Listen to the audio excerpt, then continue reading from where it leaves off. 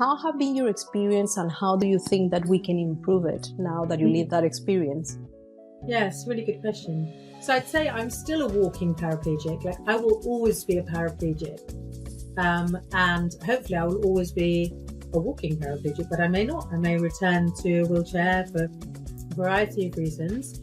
So I will always be disabled in this way.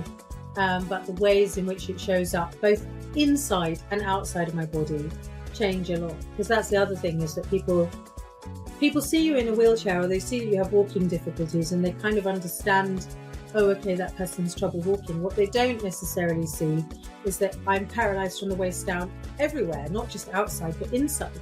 So anything that happens inside your body below the waist is also really difficult for me. My guest today is Erica Sosna, a resilient female founder and executive career coach. Her incredible journey from a life-changing accident that made her paraplegic to becoming a renowned career strategist and two-time author is nothing short of inspirational. In our conversation, Erica shares how she developed the career equation, a model to help people find their professional purpose when she was in the hospital in the process of assuming her new life. She also opens up about overcoming adversity, emphasizing the importance of gratitude and determination in personal and career growth. So please grab a cup of coffee or tea and discover practical strategies for navigating career transition and learn how to turn life challenges into opportunities for growth.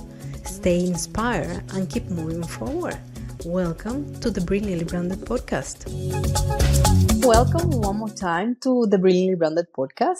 That is a safe place where you can have a voice and talk about branding and all the things that make us feeling empowered. So today I have the pleasure to say that I have been running the podcast for during the last year and a half, and I am closer to the 70th episode. I have been giving a voice to all that people that have been deciding to accept my invitation and share their story and their way to make us feel inspired and learning from them. And today is not an exception, of course. So my purpose today, it was inviting an amazing woman, an example of resilience, strength, and empowerment in the face of adversity. She is a female founder. She is an executive career coach, and she is the creator of a model that she called Career Equation. She's an award-winning speaker. She's a HR and leadership keynote speaker and two-time author. So she is Erica Sosna. So Erica, welcome to the Brilliantly Branded Podcast. And I just wanted to say that your story is going beyond your professional achievements, and you will tell us the story and give us details. But welcome to the Brilliantly Branded Podcast. Thank you very much, Maria. I'm very excited to be here. Thank you for having me. Well, one thing that I wanted to mention is that Erica is here with us today because she wanted to share with that a part of her life story. She is always talking to people, but never talking about her. And I think that now is an opportunity that she is going to use to talk about how she become a walking paraplegic and how she have been embracing her new reality after that situation with determination. So just start to asking you to introduce yourself and telling us and our audiences a bit about your background and what initially was the worlds about career development and all your professional life. Sure. Big question. Let's see. That's true. And you gave me such a lovely introduction as well. So yeah, I run a careers consultancy called Career Matters. We work with organizations to help them keep remarkable talent through great quality career conversations. And I started that work because I found that actually most of us fell into our careers rather than chose our careers. And sometimes if we're lucky, we fell well, but sometimes it can take you a while to really find your groove and find the right work. And when you're in the right job, in the right place, it's amazing. And when you're not, it's horrible, you know. And I sort of experienced that for myself a few times and thought there must be a way to fill this gap so that individuals can really feel confident about making their career choices, and so that companies can use that insight to put the person in the right place, give them the right development, help them feel they've got a future in that organization. So that's the work that I do today. And kind of the history to that is that I've always been really, really interested in the world of work, people's personalities, and how they find their right place and space in the world. How do we find the ways that we can contribute with purpose to what matters to us in the world, and to use our skills to do that? And I found that there wasn't really a kind of quick and easy framework for being able to do that, which seems surprising because we spend like 80,000 hours of our lives at work. That's a lot of time. That's and you true. think there would be some method that had already been developed. So over sort of 20 years of career coaching, Wow. and speaking to lots of different people all over the world, everywhere from Tanzania to Tasmania, from the US to the UK, and everywhere in between, I found that there were kind of some key elements that people generally referred back to when they were thinking about their career. And over practice and iteration and exploration, that became what we call the career equation. And broadly speaking, the equation says this. It says, if you use your skills, the things that you're good at, and you apply those to an area of passion, enthusiasm, something that gives you pleasure, and that can be a subject area. So it could be like travel or people or design, but it could also be a way of being, like I love to solve tricky problems, or I love to connect people to one another, or I love to educate and inspire. Yeah. So you use your skills, you apply them to something you love, and you get a result. We call that impact, that matters to you. So what are the results that you feel make your work worthwhile? Those are the sort of three character components of the equation, if you like. And then those things are enhanced or compromised by the level of friction you have between the environment that helps you be exceptional and the environment that you've got. So the equation basically helps people to identify in those four areas: skills, passions, impact, and environment. What is it that makes you tick? And then once you understand that, how do you use that insight to make good decisions about your career? So that's a bit about, the equation in my work. Well, this is very interesting, Erica. And thank you for sharing that with us, because it's a really an overview about how you make that equation, and mainly how you find your purpose. Because when you are in your career path, you are trying to look in, this works, this doesn't work, how that make me feel. But knowing and having more information, and actually a structure that is what you are doing, is what we really need. And let's coming back a little bit with the things that happen to our lives. So those moments, and those good and bad moments that our lives have.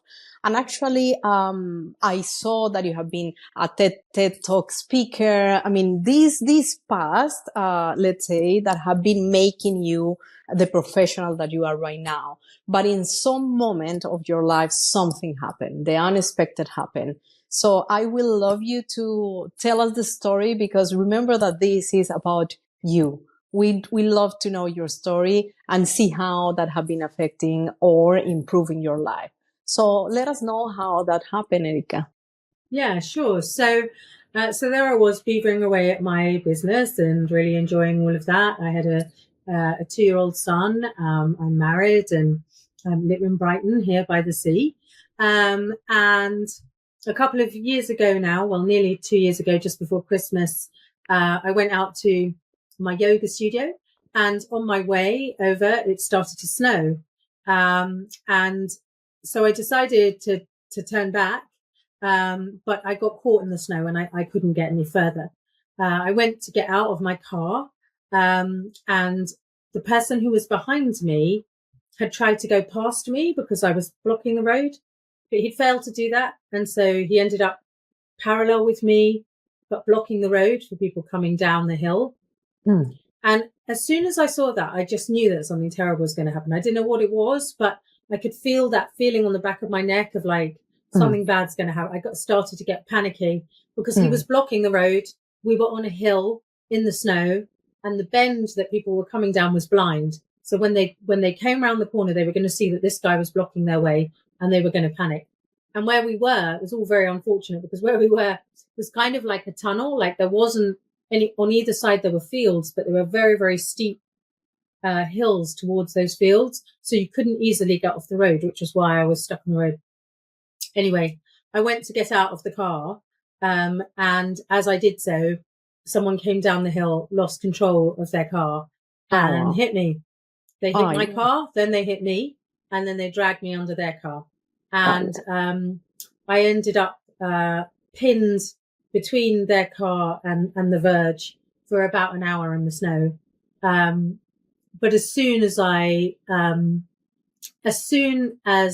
the car stopped spinning and I came out of the car and I was stuck, I knew that I was paralyzed. So I went from walking to not being able to feel below my waist at all in an instant, and was lying there in the snow thinking, I'm 5 minutes from home. I can't die. I need to go home.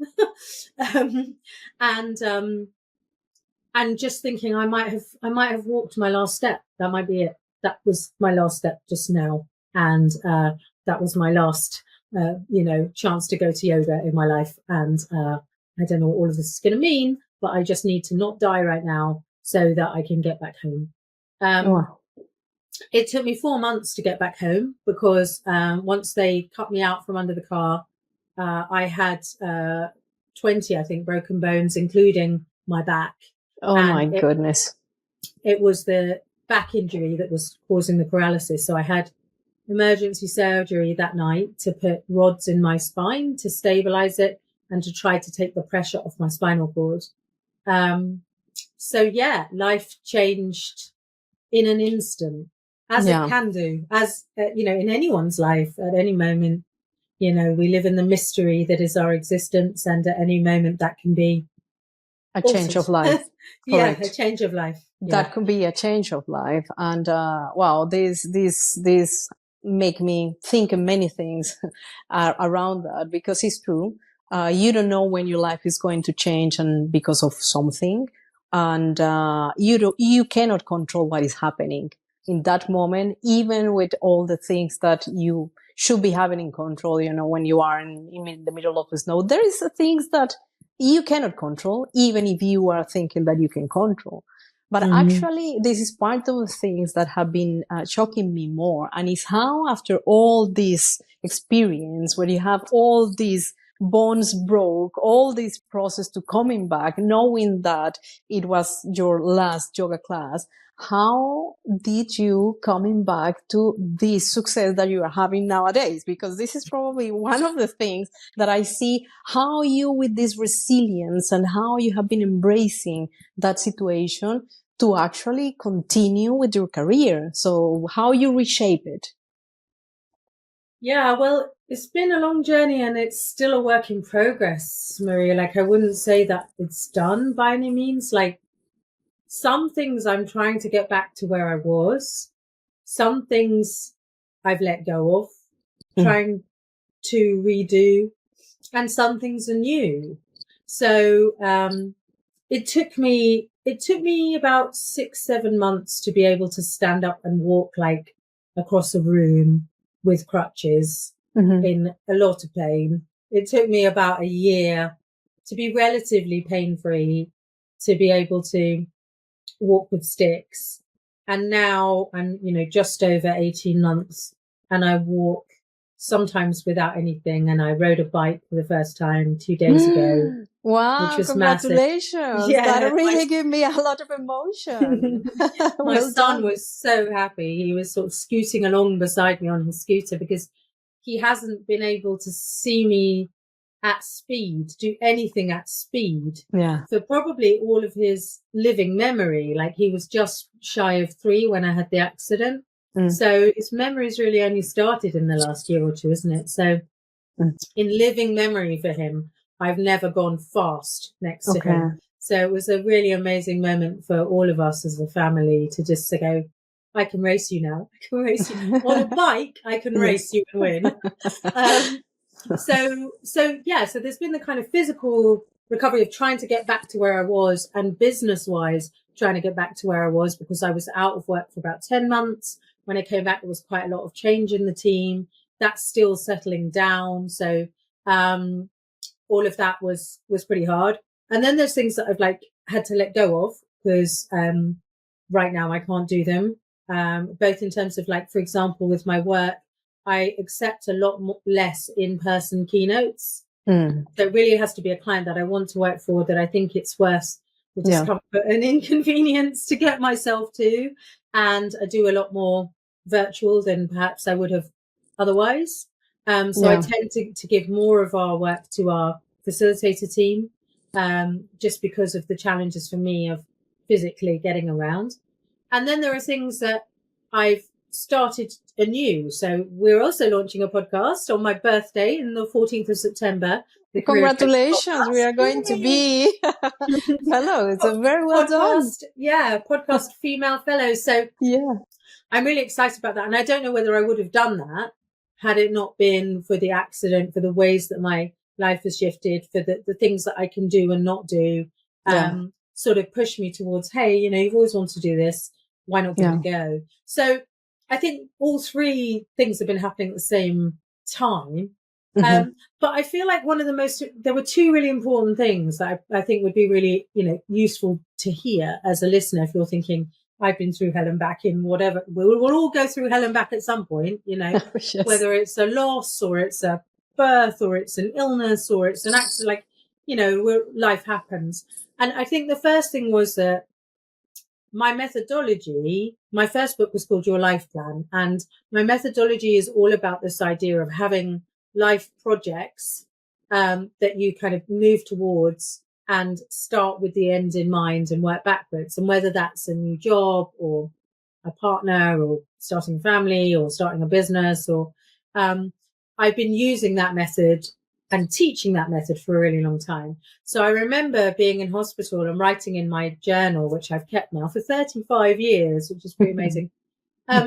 This is a life project. This is a life project. There's nothing I can do about what's happened. All I can try to do is to set my intention about where I want to get back to and just work my ass off to try and get back to that. So I think accepting things as though you chose them, even when they're terrible, for me is really helpful, because it gives you, it sidesteps the kind of pit stop in hell where you feel really sorry for yourself, you feel really victimized, you feel really, I still, of course, had those emotions, but I didn't resist what had happened. It's like, this thing has happened. I'm not going to have an argument with myself or with the world or with life about this thing has happened. It's terrible. It's happened. Yeah, that's now true. what? Yeah. So that sort of thing of like, accept it as though you chose it, decide where you want to go next, and start climbing out was something that is sort of part of my philosophy anyway, and it became very useful. But then the other thing was also like, I'm really grateful. Like I feel really lucky. I'm really, really lucky that I didn't have a brain injury, because that would have really changed my career and my life and me in a very fundamental way. Yeah. I'm very lucky that my only scar, the only bit of me that was bleeding, is here. Wow, that is incredible. I broke 20 bones, but there was not a single drop of blood on my body. Yeah. So I didn't have flesh wounds to contend with, or internal bleeding, or all these things. I'm still here. Yeah. And I had amazing surgeons and amazing physiotherapists and an amazing partner. One of the great things about like nearly dying is that everyone who loves you tells you before you die. So like, well, that is a paradigm. They say, because it's like, it's almost like being a witness to your funeral, Yeah. People are so shocked and kind of overcome by like, I nearly lost this person, that their sort of generosity of, spirit and sharing what you mean to them and how important you are to them comes sort of flowing back to you in a really incredible way. And that was really, really, really kept me going in a lot of ways. So yeah, I think gratitude is really important. It really sucks that I really struggle to do anything spontaneously, or walk for any distance, or enjoy wandering around a new town, and all these things that I used to love to do, or standing on stage is a lot more challenging. But I feel tremendously lucky for what I do have. And I think, people talk about an attitude of gratitude, and I was always just like, yeah, but it really helps me a lot to go, there are so many things to be grateful for. I'm still here. I still get to see my son grow up. I'm walking again. I've got to have the experience of being reborn and relearning things that we learned before we remembered, if we were privileged enough to be born with a body that did move the way that it's designed to, and not all of us were. So I just feel incredibly lucky most of the time. You are an inspiration, Erica, because I have to say that not all the people will be able to accept that, because gratitude is one thing that we need to bring to our life every day, but as well the set of mind, the mindset actually that you need to have to really get it in on board on that process is embracing. And even so, your methodology was writing down in the meantime that you was in the hospital, if I understood well. Mm-hmm. Wow, that is incredible, because look at how you made from a not fortunate moment something flourish, something that really now is the way that you are showing to the world that the life is beautiful, and you are so grateful. That is incredible, Erica. Is a lot of lessons to learn there, because it's true. These things can happen to us, and sometimes we are thinking, this is not going to happen to me. It's like if I don't know what is happening, but sometimes we are thinking that this is not going to happen to us. But when that happens is when we are facing moments of how I'm going to be solving that, how I'm going to face that. So for me, it's incredible. Actually, all this chaos every day make me think about what are now the reasons why you are wanted to apply the methodology that you are using, especially in all those people that you see that they are still really, really lost in their careers. So how are you applying that methodology on them? Yeah, so there's kind of three stages to my process. The first is to get to grips with where you've been, like what's been your story so far, and what's worked and not worked, because we tend to have a lot of stuff around maybe shame, maybe anxiety, maybe anger, maybe stories basically about where we've been and who we are as a result of that. So really taking time to just go, when I look back over my career or my life, like what are the kind of enduring themes? What are the things that bring me pleasure and energy? What are the things that I'm proud of? Really trying to understand the character who's the central character in your story. Who is this person and what matters to them is kind of the first part of our process. And you can learn a lot from looking back at your story. And our process for that is very much about your narrative. It's less about data and more about your life experiences. And then the second thing is to say, based on that, what are the kind of experiences that I want to have in the future, and what are the kind of skills and attributes that I want people to share with others. So in my case, I think my primary skill is talking to strangers.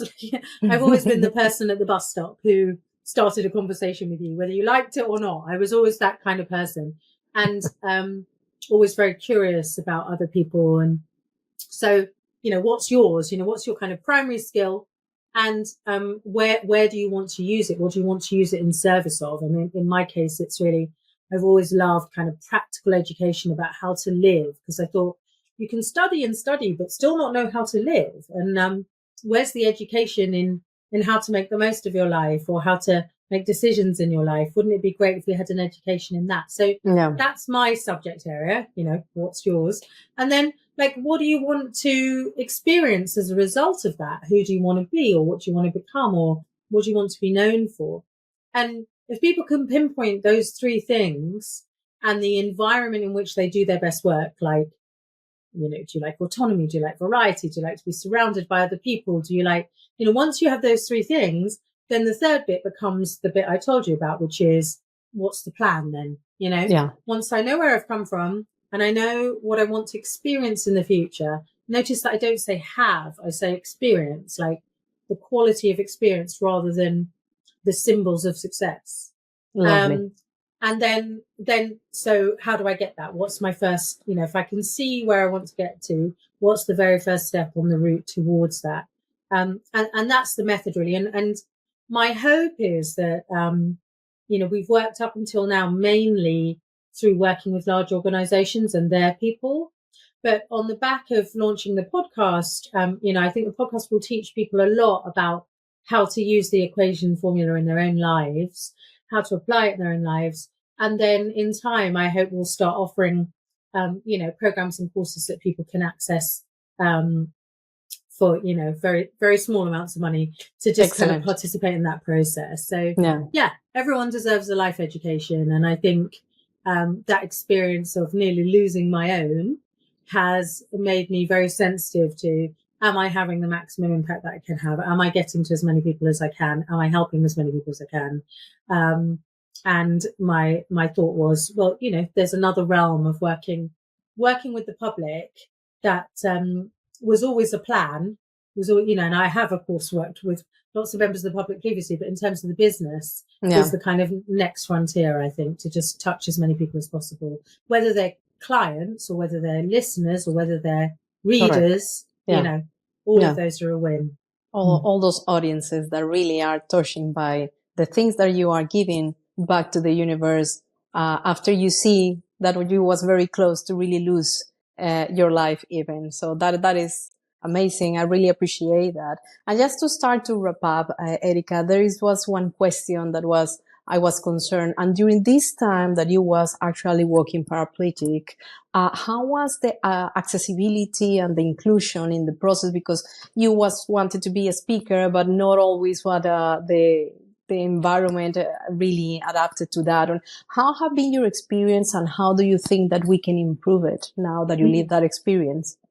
Yes, really good question. So I'd say I'm still a walking paraplegic. Like I will always be a paraplegic. And hopefully I will always be a walking paraplegic, but I may not. I may return to a wheelchair for a variety of reasons. So I will always be disabled in this way.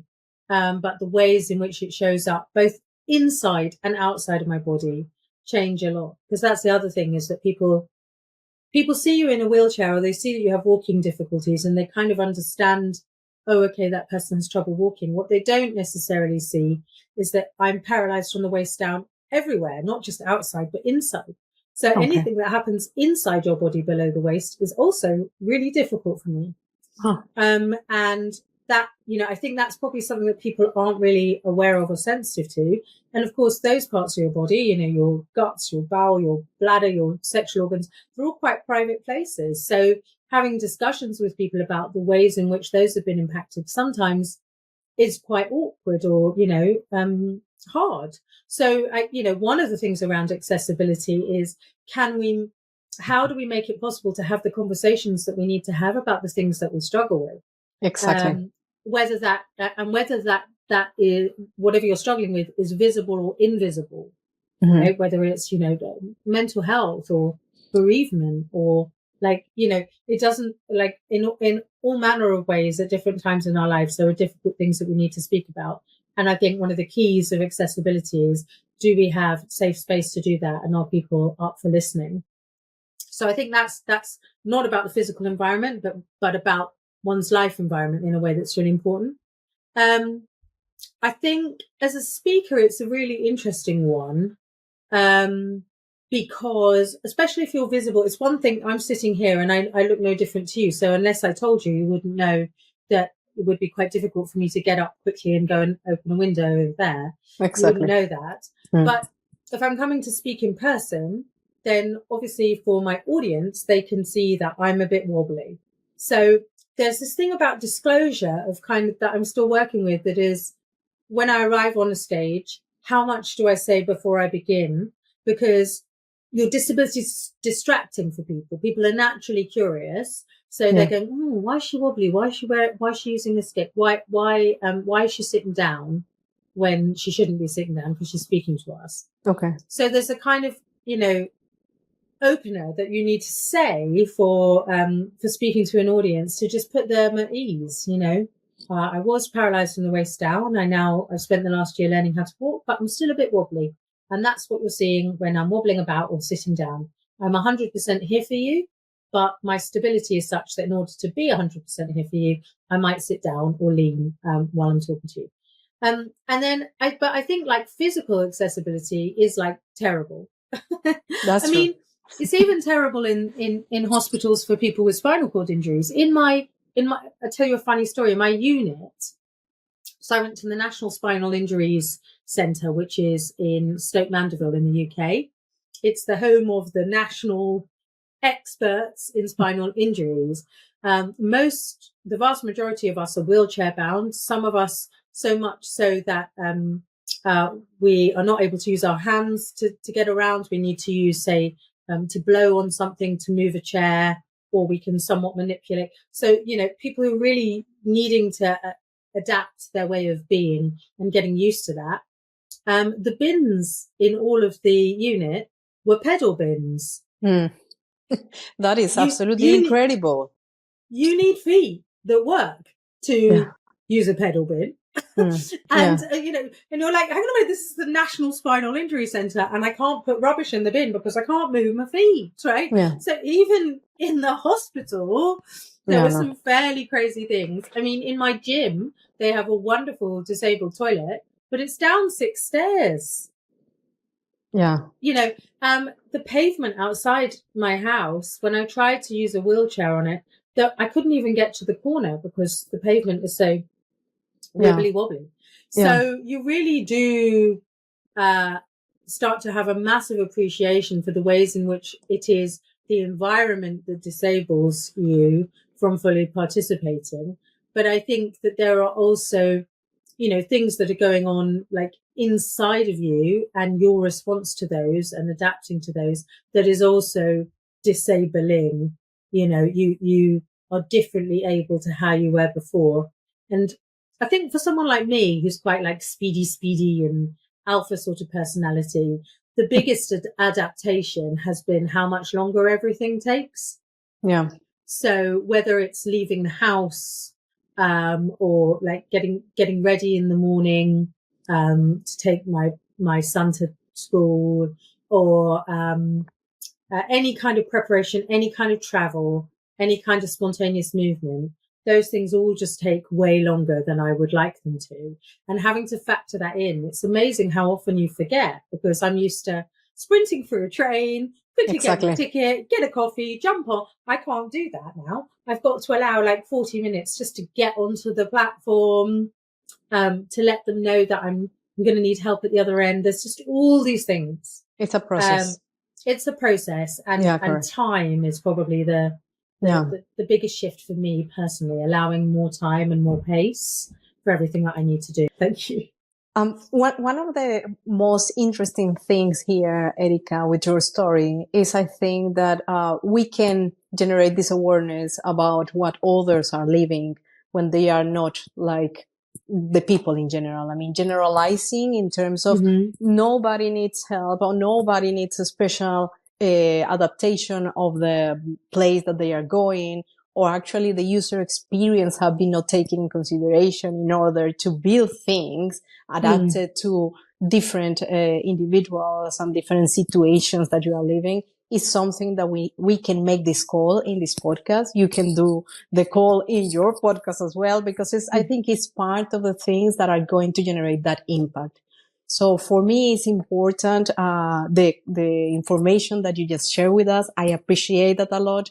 I can understand that probably will not be easy to bringing back all the things that you have been lived until now, but I see that you are a strong woman and full of gratitude and love, and that is something very evident for me, and being very grateful for you to have been sharing your story with us. So thank you, Erica, for being here. I'm so glad that you have been here.